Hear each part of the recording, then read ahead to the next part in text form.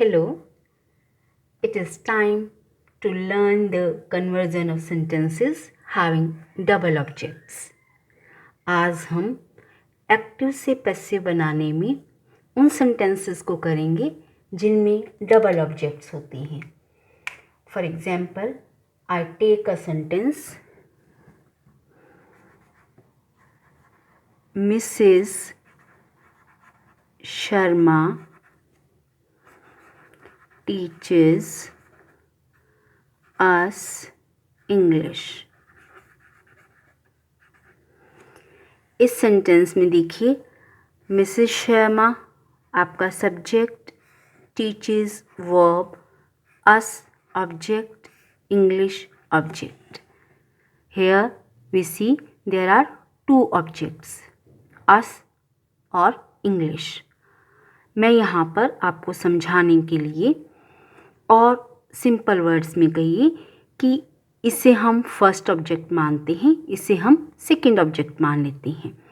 अब मैं आपको चेंज करते हुए पहले फर्स्ट ऑब्जेक्ट को अगर हम आगे लेकर आते हैं तो कैसे चेंज करेंगे. अस आप जानते हैं, जब आगे आएगा तो ये वी में कन्वर्ट होगा. उसी तरह से मिसेस शर्मा को आप पीछे ले जाइए. सेकंड रूल आपका, आपने बाय लगाया. टीचर्स आपकी वर्ब की फर्स्ट फॉर्म के साथ एस और यस है, इज एम आर में से लगाएंगे. Third form of the verb, इस ऑब्जेक्ट को आप एज इट इज उतार लीजिए.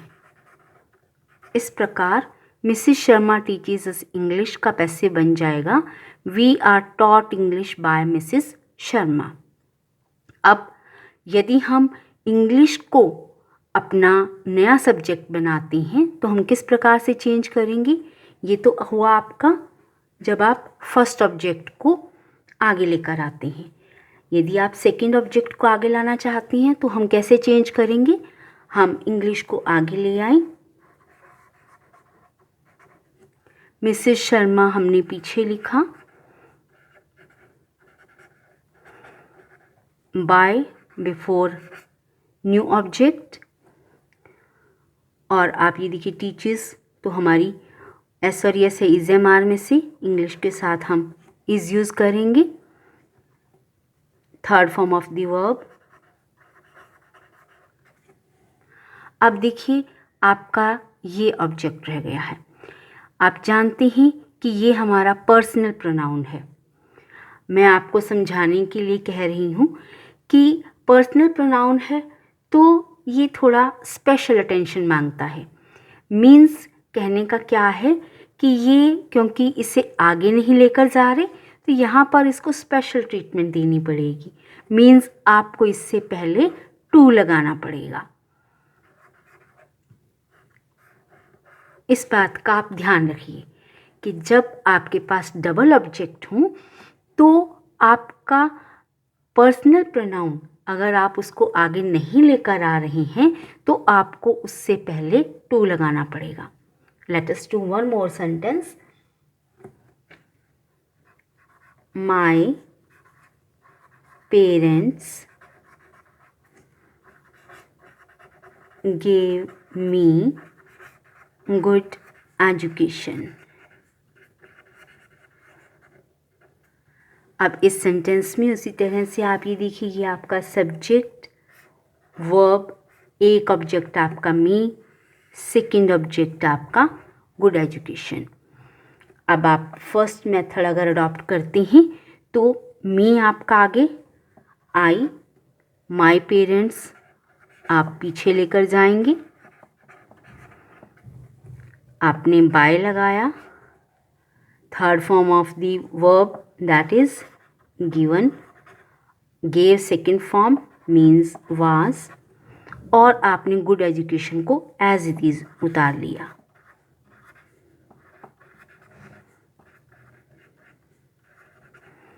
I was given good education by my parents. अब देखिए आप अगर आप सेकंड ऑब्जेक्ट को आगे लेकर आते हैं, गुड एजुकेशन आप आगे ले आए,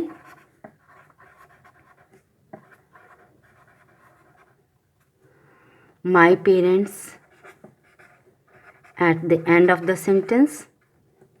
By before new object, third form of the verb, helping verb.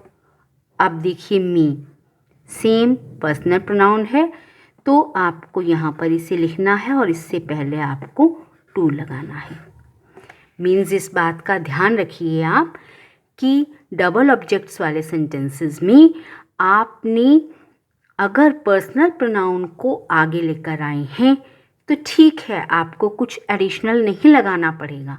लेकिन अगर आप सेकंड ऑब्जेक्ट को आगे लेकर जा रहे हैं तो आपको पर्सनल प्रोनाउन से पहले टू लगाना पड़ेगा।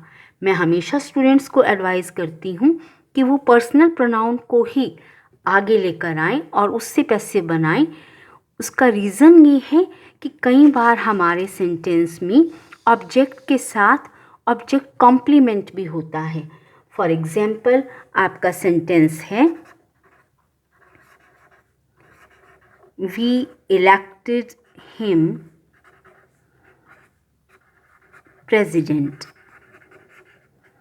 इस सेंटेंस में ये आपका सब्जेक्ट, ये आपकी वर्ब, ये आपका ऑब्जेक्ट और प्रेसिडेंट आपका है ऑब्जेक्ट कॉम्प्लीमेंट। मैं OC यूज़ कर रही हूँ, abbreviation means object complement. Complement means which completes, यानी वी इलेक्टेड हिम, ये सेंटेंस हमारा अधूरा है। अगर प्रेसिडेंट हम वर्ड लगाते हैं तभी ये कंप्लीट होता है।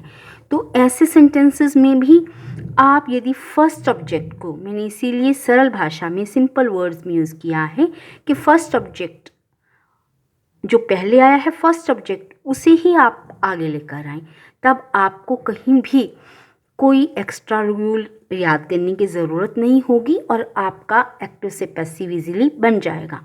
इसमें हमारा देखिए, हम ही आगे लेकर आए, वी पीछे, अस उससे पहले बाय, इलेक्टेड की third form elected, second form है ही वॉज और ये हमने एज इट इज़ नीचे उतार लिया। He was elected president by us. इस तरह से फिर आपको ऐसे सेंटेंसेस में जिनमें ऑब्जेक्ट के बाद ऑब्जेक्ट कॉम्प्लीमेंट आया है वहाँ भी कोई एक्स्ट्रा रूल याद करने की ज़रूरत नहीं होगी। अब देखिए, अभी तक हमने जितने भी सेंटेंसेस किए हैं उन सभी में हमारा जो रूल हैं वो इम्पैरेटिव सेंटेंसेस को छोड़कर सभी में सेम रही हैं, परंतु कुछ वर्ब्स हमारी ऐसी हैं जिनमें हम बाय का प्रयोग नहीं करते। फॉर एग्जाम्पल, आपका सेंटेंस है आई नो यू। यदि रूल्स की बात करें तो मैंने आपको जो रूल्स बताए थे उसके अकॉर्डिंग आपने सबसे पहले इसमें सब्जेक्ट, वर्ब और ऑब्जेक्ट ढूंढ लिया। आप यू को आगे ले आई, आई पीछे, मी, नो, थर्ड फॉर्म आपकी नोन, फर्स्ट फॉर्म है इसलिए इज़-एम-आर में से यू आर नोन। यहाँ पर हमने बाय नहीं लगाया क्योंकि कुछ वर्ब्स हमारी ऐसी हैं उनके बाद हम बाय का प्रयोग नहीं करते बल्कि पर्टिकुलर प्रपोजिशन का प्रयोग करते हैं। लिस्ट बहुत लंबी है, कुछ जो इम्पॉर्टेंट हैं वो मैं यहाँ पर लिख रही हूँ। लाइक नोन तो आपका टू लगेगा, कंटेन्ड के साथ आपका in, contained in, known to, pleased with, surprised at, shocked at. अब इस सेंटेंस में देखिए यहाँ पर नोन है तो हम यहाँ पर प्रपोजिशन यूज़ करेंगे टू। इसी तरह से एक और सेंटेंस देखिए, हिज प्रोग्रेस प्लीज्ड मी। इस सेंटेंस में आपने उसी तरह से रूल्स को फॉलो करना है। Subject, verb, object. I, his progress.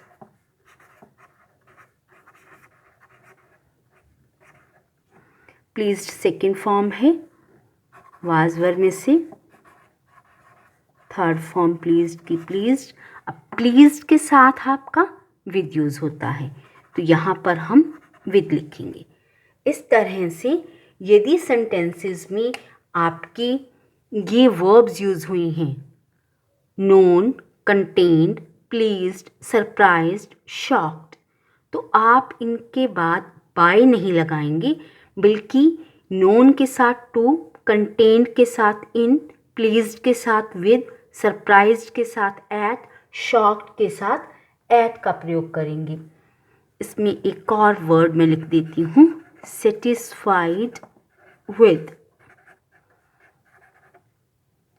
इस तरह से जब आप एक्टिव से पैसिव बनाएं तो ये ध्यान रखें कि इस लिस्ट में से यदि वर्ड्स आए हैं तो आपने सभी rules as it is follow करने हैं, लेकिन प्रपोजिशन बाय नहीं लगानी है, बल्कि जो ये स्पेसिफिक प्रपोजिशन है वही आप यूज़ करेंगे। Thank you.